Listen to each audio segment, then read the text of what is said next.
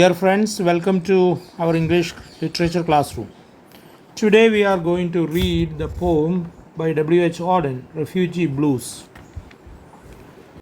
Refugee Blues was written in 1939 when Germany was actually driving the Jews all over the world, and in their own country the Jews were hunted down. ജർമ്മനിയിലെ ആര്യന്മാരുടെ വംശീയ സർവാധിപത്യത്തിൻ്റെ ഭാഗമായിട്ടാണ് Nazi പാർട്ടിയും ഹിറ്റ്ലറും യഹൂദന്മാരെ അവിടെ നിന്ന് ഓടിക്കുകയോ അല്ലെങ്കിൽ യഹൂദന്മാരെ കൂട്ടക്കൊല ചെയ്യുകയൊക്കെ ചെയ്തത്. 1945 രണ്ടാം ലോക മഹായുദ്ധം അവസാനിക്കുന്നതോടുകൂടിയിട്ടാണ് ഹിറ്റ്ലർ പരാജയപ്പെടുത്തപ്പെടുകയും ആത്മഹത്യ ചെയ്യുകയും ചെയ്തത്. ഏതാണ്ട് 1930 മുതൽ ഹിറ്റ്ലറിൻ്റെയും നാസി പാർട്ടിയുടെയും ഈ വംശീയ വിദ്വേഷ നയം ജർമ്മനിയിൽ വലിയ തോതിൽ രാഷ്ട്രീയവൽക്കരിക്കപ്പെടുകയും അതിൻ്റെ ഭാഗമായി ഒരുപാട് ആളുകൾ വലിയ തോതിലുള്ള പീഡനത്തിന് ഇരയാവുകയും ചെയ്തു. എന്നാൽ നാസി പാർട്ടി മുന്നോട്ട് വെച്ച വംശീയ മേധാവിത്വത്തിൻ്റെയും വംശവിദ്വേഷത്തിൻ്റെയും രാഷ്ട്രീയം സ്വീകരിക്കാനും ഹിറ്റ്ലറെ പിന്തുണയ്ക്കാനും ഒരുപാട് ആളുകളുണ്ടായി. ജർമ്മനിയിലെ വളരെ പ്രസിദ്ധരായ സാഹിത്യകാരന്മാരും ശാസ്ത്രജ്ഞരും എഴുത്തുകാരും അടക്കമുള്ള യഹൂദന്മാർ ഒന്നുകിൽ രാജ്യം വിട്ട് ഓടിപ്പോയി. അതിലൊരാളാണ് പ്രസിദ്ധനായ ആൽബർട്ട് ഐൻസ്റ്റീൻ. അദ്ദേഹം വളരെ നേരത്തെ തന്നെ ജർമ്മനി വിട്ടുപോയി എന്ന് മാത്രം. അതുപോലെ വളരെ പ്രസിദ്ധനായ ഒരു ജർമ്മൻ എഴുത്തുകാരനാണ് തോമസ് മാൻ. അദ്ദേഹത്തിൻ്റെ മകളായ എറിക്ക മാൻ 1937 നമ്മുടെ കവിയായ W.H. ഓഡനെ വിവാഹം ചെയ്യുകയുണ്ടായി. ഓഡൻ അങ്ങനെ എറിക്ക മാനിനെ വിവാഹം ചെയ്തത് പ്രധാനമായും അവർക്ക് അമേരിക്കയിലേക്ക് വരാനും അങ്ങനെ സ്വന്തം ജീവൻ രക്ഷിക്കാനും വേണ്ടിയിട്ടാണ്. W.H. ഓഡൻ ഇംഗ്ലണ്ടിൽ ജനിച്ച പിന്നീട് അമേരിക്കയിലേക്ക് കുടിയേറിയ ഒരു കവിയാണ്. അദ്ദേഹത്തിൻ്റെ 1939 എഴുതിയ റെഫ്യൂജി ബ്ലൂസ് എന്ന കവിത തീർച്ചയായും ഈ ഒരു പശ്ചാത്തലത്തിലുള്ളതാണ്. അത് ജർമ്മനിയിലെ നാസി ഭരണകൂടത്തിൻ്റെ വംശവെറിയിൽ പെട്ട് ലോകം മുഴുവനായി അഭയാർത്ഥികളായി ഓടിക്കൊണ്ടിരുന്ന യഹൂദന്മാരെപ്പറ്റി മാത്രമല്ല, ഇന്നും ലോകത്തെമ്പാടും വളരെ പ്രസക്തമായി നിൽക്കുന്ന അഭയാർത്ഥി പ്രശ്നങ്ങളെ കുറിച്ചുകൂടിയാണ് ഈ കവിത. റെഫ്യൂജി ബ്ലൂസ് എന്നാണ് അറിയപ്പെടുന്നത്. ബ്ലൂസ് എന്ന് പറഞ്ഞാൽ ഒരു വിലാപഗീതം എന്ന് വേണമെങ്കിൽ നമുക്കതിനെ പറയാം. റെഫ്യൂജി ബ്ലൂസ് എന്ന് പറയുന്നത് അഭയാർത്ഥികളെ പറ്റിയുള്ള ഒരു വിലാപഗീതം അഥവാ ഒരു സങ്കട ഗാനമാണ്. 3 വരികൾ വീതമുള്ള 12 സ്റ്റാൻസകളായിട്ടാണ് ഈ കവിത എഴുതപ്പെട്ടിട്ടുള്ളത്. ഇതിൻ്റെ റൈം സ്കീം എന്ന് പറയുന്നത് AAB എന്ന റൈം സ്കീമാണ്. ഒരു പ്രത്യേക തരത്തിലുള്ള ഒരു താളമാണ് ഈ റൈം സ്കീം ഈ കവിതയ്ക്ക് നൽകുന്നത്. മാത്രമല്ല, ഈ 12 സ്റ്റാൻസയിൽ മിക്കവാറും എല്ലാ സ്റ്റാൻസകളും അവസാനിക്കുന്നത് ഒരു റിഫ്രെയിം കൊണ്ടാണ്. റിഫ്രെയിം എന്ന് പറയുന്നത് ഒരു ആവർത്തനം എന്ന രീതിയിലാണ് നമ്മൾ കാണേണ്ടത്. ആ റിഫ്രെയിം ഇതാണ്: മൈ ഡിയർ എന്നതാണ്. സാധാരണഗതിയിൽ ഒരു വരിയുടെ അവസാനമുള്ള ആവർത്തനത്തെയാണ് നമ്മൾ റിഫ്രെയിം എന്ന് പറയുക, ഒരു വാക്കോ ഒരു ഫ്രേസോ ഒരു ക്ലോസോ. എന്നാൽ ഇവിടെ വരിയുടെ നടുവിലാണ്. ആ മൈ ഡിയർ എന്നതിന് മുൻപുള്ള വാക്കുകൾ അല്ലെങ്കിൽ ഫ്രേസുകൾ വീണ്ടും മൈ ഡിയർ എന്നതിന് ശേഷം ആവർത്തിക്കുന്നു. എല്ലാ സ്റ്റാൻസുകളിലും ആവർത്തിക്കുന്നത് മൈ ഡിയർ എന്നത് മാത്രമാണ്. ഇതാണ് റിഫ്രെയിൻ. ഈ റിഫ്രെയിൻ എന്ന് പറയുന്നത് വെറും ഒരു ആവർത്തനം മാത്രമല്ല, അതൊരു പോയറ്റിക് ഡിവൈസാണ്. കവിതയിൽ ഉപയോഗിക്കുന്ന ഒരു പ്രധാനപ്പെട്ട ഉപാധിയാണ്. ശ്രദ്ധ ക്ഷണിക്കുന്നതിനോ കാര്യങ്ങൾ ഊന്നിപ്പറയുന്നതിനോ അർത്ഥം കൂടുതൽ പൊലിപ്പിക്കുന്നതിനൊക്കെയാണ് സാധാരണഗതിയിൽ ഒരു പോയറ്റിക് ഡിവൈസ് ഉപയോഗിക്കുന്നത്. മാത്രവുമല്ല, ഈ പോയറ്റിക് ഡിവൈസിന് ഒരു സ്ട്രക്ചറൽ ഫങ്ഷൻ കൂടിയുണ്ട്. ഈ കവിതയുടെ ഘടനയുമായി ബന്ധപ്പെട്ടുകൊണ്ട് ഒരു ഫങ്ഷൻ കൂടിയുണ്ട്. നമുക്കറിയാം, ഓരോ റിഫ്രെയിമും കഴിഞ്ഞിട്ടാണ് പുതിയ സ്റ്റാൻസ വരുന്നത് എന്നതാണ്. ഇതൊരു യഥാർത്ഥത്തിൽ ഫ്രഞ്ച് കവിതയിലാണ് റിഫ്രെയിം ഒരു പോയറ്റിക് ഡിവൈസായിട്ട് ഉപയോഗിക്കാൻ തുടങ്ങിയത്. അതിനുശേഷം അത് ഇംഗ്ലീഷ് കവിതയിലൂടെ വരികയാണ്. അതിനെ വളരെ ഫലപ്രദമായി ഉപയോഗിച്ച ഒരു കവിയാണ് നമ്മുടെ ഓഡൻ, WH ഓഡൻ. അദ്ദേഹത്തിൻ്റെ ഈ കവിത എന്നും പ്രസക്തിയുള്ള ഒന്നാണ്. ഈ കവിത തുടങ്ങുന്നത് തന്നെ, നമുക്ക് ഈ ചിത്രം കണ്ടു കഴിഞ്ഞാൽ ഒരു നഗരത്തിൻ്റെ ചിത്രമാണ്. കവിത തുടങ്ങുന്നത് തന്നെ say the city has 10 million souls എന്ന വരിയോട് കൂടിയിട്ടാണ്. ഈ നഗരത്തിന് 10 million, 1 million എന്ന് പറഞ്ഞാൽ 10 lakhs ആണ്. അപ്പോൾ 10 million എന്ന് പറഞ്ഞാൽ 100 lakhs, 1 crore എന്ന നമുക്ക് സാധാരണഗതിയിൽ 1 crore എന്നുള്ളത് ഇന്ത്യക്കാർ ഉപയോഗിക്കുന്ന, പൊതുവെ മറ്റുള്ളവർ ഉപയോഗിക്കില്ല എന്നല്ല എങ്കിലും ഇന്ത്യൻ കാൽക്കുലേഷനിലാണ് നമ്മൾ ക്രോർ എന്ന് പറയുന്നത്. So say this city has 10 million souls. Some are living in mansions, some are living in holes. Yet there is no place for us, my dear, there is no place for us. ഈ നഗരത്തിൽ ഒരു 10 million എന്ന് പറഞ്ഞാൽ 1 കോടി ജനങ്ങൾ ജീവിക്കുന്നുണ്ട്. ചിലർ വലിയ മാൻഷനുകളിൽ, വലിയ ഭവനങ്ങളിൽ താമസിക്കുന്നു. ചിലർ വെറും മടകളിൽ, ഏറ്റവും മോശമായ കണ്ടീഷനുകളിൽ താമസിക്കുന്നു. എന്നാൽ നമുക്ക് മാത്രം സ്ഥലമേ ഇല്ല എന്നാണ് പറയുന്നത്. Once we had a country and we thought it fair. Look in the atlas and you will find it there. You cannot go there now, my dear, we cannot go there now.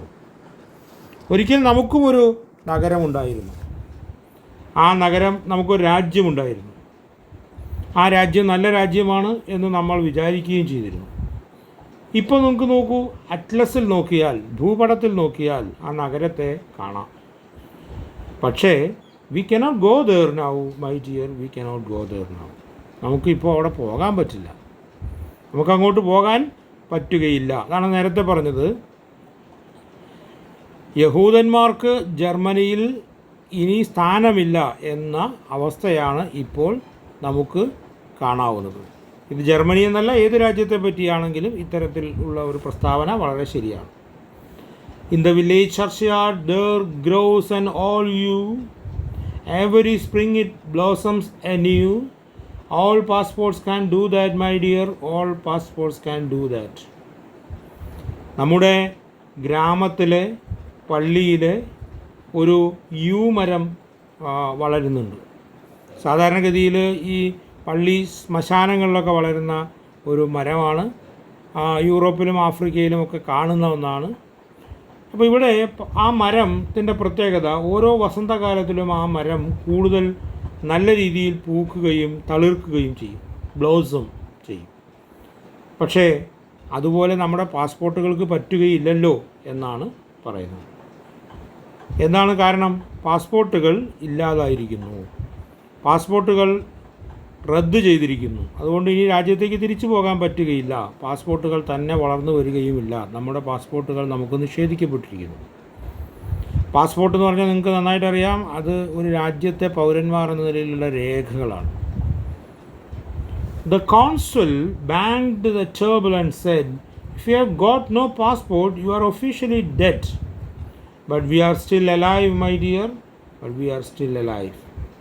Consul എന്ന് പറയുന്നത് ഒരു രാജ്യത്തിൻ്റെ പ്രതിനിധി മറ്റൊരു രാജ്യത്ത് പോകുന്നതിനെയാണ് പറയുന്നത്. മറ്റു നയതന്ത്ര പ്രതിനിധികളുണ്ട്, നമുക്കറിയാം, അംബാസഡർ, ഹൈ കമ്മീഷണർ, അതിൻ്റെയൊക്കെ താഴെയുള്ള ഒരു നയതന്ത്ര പ്രതിനിധിയാണ് കോൺസുൽ. ആ പ്രതിനിധിയുടെ അടുത്ത് ചെന്നപ്പോഴാണ് അവർ പറഞ്ഞത്, നിങ്ങൾക്ക് പാസ്പോർട്ട് ഇല്ലെങ്കിൽ അതിൻ്റെ അർത്ഥം നിങ്ങൾ മരിച്ചു എന്നാണ്. പിന്നെ ഞങ്ങൾക്ക് എന്ത് ചെയ്യാൻ പറ്റും എന്ന് വെച്ചാൽ ഈ അഭയാർത്ഥികളോടുള്ള തികഞ്ഞ അവഗണനയും വിമുഖതയുമാണ് നമുക്കിവിടെ കാണാൻ കഴിയുക. പക്ഷേ ഇവർക്ക് പറയേണ്ടി വരിക സ്വയം, but we are still alive, my dear, we are still alive. Went to a committee. They offered me a chair, asked me politely to return next year. But where shall we go today, my dear? Where shall we go today? അങ്ങനെ ഈ പ്രശ്നങ്ങളൊക്കെ പരിഹരിക്കാനായിട്ട് ഉണ്ടാക്കിയിരിക്കുന്ന കമ്മിറ്റിയുടെ അടുത്തേക്ക് പോയി. എല്ലാ മാർഗങ്ങളും നോക്കുക, എല്ലാ വാതിലുകളിലും മുട്ടി നോക്കുക എന്ന ഒരു രീതിയാണ് ഇവർ അനുവർത്തിക്കുന്നത്. അതുകൊണ്ട് ഈ സ്പീക്കർ, പോയത്തിലെ സ്പീക്കർ പറയുകയാണ്, ഞാനൊരു കമ്മിറ്റിയെ സമീപിച്ചു. അപ്പോൾ അവർ പറയുന്നത് എന്താണ്? They offered me a chair. അവർ ഒരു കസേര എനിക്ക് ഇട്ടു തന്നു എന്നാണ് പറയുന്നത്, ഇരിക്കാൻ പറഞ്ഞിട്ട്. And asked me politely to return next year. എന്നിട്ട് എന്നോട് പറഞ്ഞു അടുത്ത വർഷം വരും. കാര്യങ്ങളൊക്കെ കേട്ടിട്ട് എന്നോട് പറഞ്ഞു നിങ്ങൾ ഇനി അടുത്ത വർഷം വരും എന്ന് വെച്ചാൽ അതിൻ്റെ അർത്ഥം ഇവിടെ ഉടനെയൊന്നും പരിഹരിക്കാൻ പോകുന്ന പ്രശ്നമല്ല എന്നാണ്.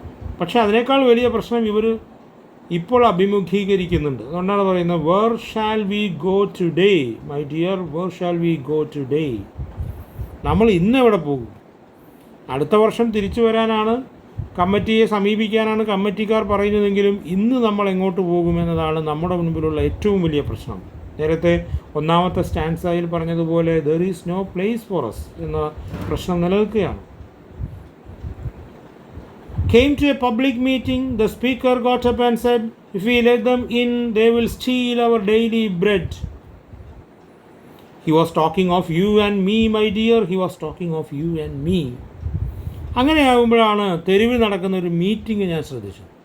അവിടെ ഒരു സ്പീക്കർ, അവിടെ പ്രസംഗിക്കുന്നൊരു പ്രസംഗകൻ പറയുകയാണ്, if we let them in, നമ്മൾ അവരെ ഇങ്ങോട്ട് പ്രവേശിപ്പിച്ചാൽ അവർ നാളെ നമ്മുടെ ഭക്ഷണം, നമ്മുടെ വരുമാനം, നമ്മുടെ കൂലി അതെല്ലാം തട്ടിയെടുക്കും. എന്ന് വെച്ചാൽ അഭയാർത്ഥികൾ വലിയ തോതിൽ ഒരു രാജ്യത്തേക്ക് വരുമ്പോൾ ആ രാജ്യത്ത് ഇതിനകം നിലനിൽക്കുന്ന ആളുകളുടെ അവകാശങ്ങൾ, തൊഴിലവസരങ്ങൾ തുടങ്ങിയവ ഇല്ലാതാകും എന്ന പേരിൽ അഭയാർത്ഥികളോടുള്ള വെറുപ്പ് അല്ലെങ്കിൽ അഭയാർത്ഥികളെ സ്വീകരിക്കുന്നതിനുള്ള വിമുഖത എല്ലാ രാജ്യങ്ങളിലും ഉണ്ട്. അതാണ് ഇദ്ദേഹം കണ്ടത്. അപ്പോൾ ഇദ്ദേഹം പറയുകയാണ്, he was talking of U and me. If we let them in, dum ആ ദേ എന്നൊക്കെ പറയുന്നത് ആരാണ്? U and me my dear. He was talking of U and me. അപ്പോൾ തങ്ങൾ ചെന്നിരിക്കുന്ന രാജ്യത്ത് തങ്ങൾ ആവശ്യമില്ലാത്തവരാണ്, സ്നേഹിക്കപ്പെടാത്തവരാണ്, സ്വാഗതം ചെയ്യപ്പെടാത്തവരാണ് എന്ന അരക്ഷിത ബോധം ഇവർക്കുണ്ട് എന്നാണ് ഈ വരികൾ കാണിക്കുന്നത്. Thought I heard the thunder rumbling in the sky. It was Hitler over Europe saying they must die. Oh, we were in his mind, my dear. Oh, we were in his mind. അപ്പോഴാണ് ചക്രവാളത്തിൽ ഇടിമുരളുന്നത് കേട്ടത്. മുരളുകയാണ്. എന്താ അത് ഹിറ്റ്ലറാണ്. യൂറോപ്പിനെ മുഴുവൻ മുകളിൽ നിന്നുകൊണ്ട് Hitler പറയാണ് ദേ must dye.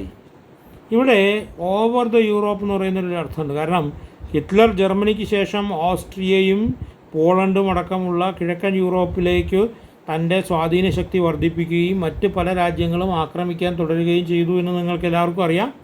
അങ്ങനെ അതിൻ്റെ ഭാഗമായിട്ട് അവസാനം സോവിയറ്റ് യൂണിയൻ, യൂറോപ്പിൽ തന്നെയുള്ള സോവിയറ്റ് യൂണിയൻ ആക്രമിച്ചപ്പോഴാണ് ഹിറ്റ്ലർക്ക് തിരിച്ചടി നേരിടേണ്ടി വന്നത്. അപ്പോൾ യൂറോപ്പിനെ മുഴുവൻ കീഴടക്കി അവിടെ നിന്നെല്ലാം തന്നെ യഹൂദരെ ഓടിക്കുക എന്നതായിരുന്നു അദ്ദേഹത്തിൻ്റെ ലക്ഷ്യം. അതുകൊണ്ടാണ് പറയുന്നത് ഹിറ്റ്ലർ ഓവർ യൂറോപ്പ് എന്ന രീതിയിൽ പറയുന്നത്. അങ്ങനെ ദേ മസ്റ്റ് ഡൈ എന്ന് ഹിറ്റ്ലർ പറയുമ്പോൾ oh we were in his mind my dear, we were in his mind എന്നാണ് കവി അല്ലെങ്കിൽ സ്പീക്കർ ഓഫ് ദ പോയം പറയുന്നത്. So a poodle in a jacket fastened with a pin, so a door opened and a cat let in. But they were not German Jews, my dear. But they were not German Jews. ഞാൻ വേറൊരു കാര്യം കണ്ടത് poodle എന്ന് പറഞ്ഞാൽ ധാരാളം രോമങ്ങൾ നിറഞ്ഞിട്ടുള്ളൊരു പട്ടിയാണ്. ആ പട്ടിക്ക് ഒരു ജാക്കറ്റൊക്കെ ഇട്ട് കൊടുത്തിട്ട് ഒരു പിൻ കൊണ്ട് കുത്തി അതിനെ മനോഹരമായി പാലിക്കുന്നത് ഞാൻ കണ്ടു. വേറൊരിക്കൽ ഞാൻ കണ്ടത് A door opened and A കാറ്റ് ലെറ്റ് ഇൻ. ഒരു വാതിൽ തുറക്കുന്ന ഒരു പൂച്ചയെ ഉള്ളിലേക്ക് കയറ്റുന്നു. So the doors are open for the cats and the dogs. But they were not German Jews. എന്തുകൊണ്ടാണ്? Oh, they were not German Jews. But they were not German Jews, my dear. But they were not German Jews. അവർ ജർമ്മനിയിൽ നിന്ന് വന്ന യഹൂദന്മാരല്ലോ. ആ യഹൂദന്മാരെ Hitler മാത്രമല്ല ഇവർ എത്തിപ്പെട്ട രാജ്യത്തുള്ള ആളുകളും വെറുക്കുന്നു എന്നാണ് പറയുന്നതിൻ്റെ ചുരുക്കം. അത്തരത്തിലുള്ള വലിയ വിവേചനം, മനുഷ്യന്മാർക്കിടയിൽ തന്നെ വിവേചനം വരികയും മൃഗങ്ങളോടുള്ള സ്നേഹം പോലും മനുഷ്യരോട് കാണിക്കാതിരിക്കുകയും ചെയ്യുന്ന ആളുകളാണ് ഇവിടെ ഉള്ളത് എന്നാണ് അദ്ദേഹം സൂചിപ്പിക്കുന്നത്. Went down the harbor and stood upon the quay, saw the fish swimming as if they were free. Only 10 feet away, my dear, only 10 feet away. അങ്ങനെ വേറൊന്നും ചെയ്യാനില്ലാതെ അലഞ്ഞു തിരിഞ്ഞ് ഞാൻ ഹാർബറിലേക്ക് പോയി. Harbour, you know, actually harbour is a place where the boats are coming or some ships are coming. അവിടെ quay എന്ന് പറയുന്നൊരു സാധനമുണ്ട്. കീ, എൻ്റെ സ്പെല്ലിംഗ് ശ്രദ്ധിക്കണം, QUAY എന്നാണ്, but it's pronounced as quay. It is a platform that takes you to the ship or boat. അതാണ് quay എന്ന് പറയുന്നത്. ആ കീയുടെ അവിടെ പോയി നിന്നു. അപ്പോൾ എന്താ കണ്ടത്? ദ ഫിഷ് സ്വിമ്മിങ്, വെള്ളത്തിൽ മീനുകൾ നീന്തുകയാണ്. നോക്കൂ, only 10 feet away, my dear, only 10 feet away from where I am standing, they are free. ഞാൻ നിൽക്കുന്നിടത്തൊരു 10 മീറ്റർ അപ്പുറത്ത് ഈ മത്സ്യങ്ങളിങ്ങനെ വെള്ളത്തിൽ സ്വതന്ത്രമായി നീന്തുകയാണ്. ഞാൻ ഇപ്പോഴും ഒരു അസ്വതന്ത്രനാണ്. സ്വന്തം രാജ്യത്തു നിന്ന് ഓടിപ്പോരേണ്ടി വന്നു എന്ന് മാത്രമല്ല, വേറെ രാജ്യത്ത് ചെന്നപ്പോൾ പോലും സ്വാതന്ത്ര്യമില്ലാത്തവനായി മാറിയിരിക്കുന്നു. But the fish are free. അതാണ് അതിൻ്റെ ഒരു ഏറ്റവും വലിയ വൈരുദ്ധ്യം എന്നാണ് അദ്ദേഹം പറയുന്നത്. Walk through the wood, so the birds in the trees, they had no politicians and sang at their ease. They were not the human race, my dear, they were not the human race. അങ്ങനെ ഞാൻ ഒരു വനത്തിലൂടെ, ഒരു ചെറുവനത്തിലൂടെ നടക്കുമ്പോൾ എന്താ കാണുന്നത്? The birds in the tree are singing. പക്ഷികൾ പാടുന്നു. They are singing at their ease, വളരെ സമാധാനപൂർവ്വം. അറ്റ് ദെയർ ഈസ് മീൻസ് അവരുടെ ഇഷ്ടപ്രകാരം ആണ് ആ പക്ഷികൾ പാടിക്കൊണ്ടിരിക്കുന്നത്. Why? Because they had no politicians to interfere in their fate, interfere in their life. ഹിറ്റ്ലറെ പോലെ, അല്ലെങ്കിൽ ഹിറ്റ്ലറെ പേടിച്ച് യഹൂദന്മാരെ പീഡിപ്പിക്കുന്നതിന് കൂട്ടുനിന്ന മറ്റ് രാജ്യത്തെ ഭരണാധികാരികളെ പോലെ രാഷ്ട്രീയക്കാർ സത്യത്തിൽ പക്ഷികൾക്കിടയിലില്ല. So they are very free and they sang at their ease. അതാണ് ഇദ്ദേഹം അവസാനത്തെ റിഫ്രൈമിൽ പറയുന്നത്. They were not the human race. അവർ മനുഷ്യവംശത്തിൽപ്പെട്ടവരല്ല. അപ്പോൾ നോക്കൂ, ഇവിടെ മനുഷ്യവംശത്തിൽപ്പെട്ടാൽ എത്രമാത്രം അധപതിച്ചു പോകുമെന്നും മനുഷ്യരല്ലെങ്കിൽ എത്ര സുന്ദരമായി ജീവിക്കാമെന്നുമുള്ള ഒരു ദർശനമാണ് സത്യത്തിൽ W.H. ഓഡൻ മുന്നോട്ട് വയ്ക്കുന്നത്. അപ്പോൾ മനുഷ്യനാണ് ഏറ്റവും ഉന്നതമായ ജീവി എന്ന ആ ഒരു സങ്കല്പം തന്നെ W.H. Odean പൊളിച്ചെഴുതുന്നു.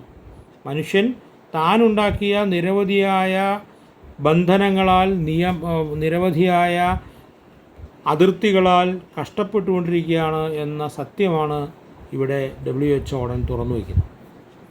Dreamed I saw a building with 1,000 floors, 1,000 windows and 1,000 doors. Not one of them was ours, my dear, not one of them was ours. ഇവിടെ ഹൈപ്പർബോളി എന്ന് പറയുന്ന ഒരു അലങ്കാരമാണ് ഉപയോഗിച്ചിരിക്കുന്നത്. 1,000 doors എന്ന രീതിയിലാണ് പറയുന്നത്. എന്ന് വെച്ചാൽ 1,000 ആയിരക്കണക്കിന് നിലകൾ, ആയിരക്കണക്കിന് വാതിലുകൾ, ആയിരക്കണക്കിന് ജനാലകൾ, പക്ഷെ ഒന്നുപോലും നമുക്കുള്ളതല്ല. എന്ന് വെച്ചാൽ നമ്മെ ഇവിടെ വീട് എന്നുള്ള അർത്ഥത്തിൽ മാത്രമല്ല, അവസരങ്ങൾ, ജോലി, അല്ലെങ്കിൽ സുഖകരമായ ജീവിതം, അന്തസ്സുള്ള സാമൂഹിക അന്തരീക്ഷം, ഇതൊന്നുമില്ല എന്നുള്ള അർത്ഥത്തിലാണ് not one of them was ours, my dear, not one of them was ours. ഒരു തരത്തിലുമുള്ള മാനുഷികമായ അവകാശങ്ങളോ മാനുഷികമായ സ്ഥിതിഗതികളോ മാനുഷികമായ അന്തസ്സോ നമുക്കില്ല, അഭയാർത്ഥികൾക്കില്ല, വീട്ടിലുമില്ല, അന്യദേശത്തുമില്ല എന്ന് കാണിക്കാനാണ് ഈ രീതിയിലുള്ള ഒരു ഹൈപ്പർബോളി എന്ന് വെച്ചാൽ 1000 നിലകൾ എന്നൊക്കെ പറയുന്നത് ഒരു നമുക്കറിയാം ഒരു അതിശയോക്തിയാണ്. Stood on a great plain in the falling snow, 10,000 soldiers marched to and fro, looking for you and me, my dear, looking for you and me. So this can be considered as a continuation of the dream. ഒരു വലിയ മൈതാനത്ത് നമ്മളിങ്ങനെ നിൽക്കുകയാണ്. In the falling snow, മഞ്ഞ് വീണ് തുടങ്ങിയിരിക്കുന്നു.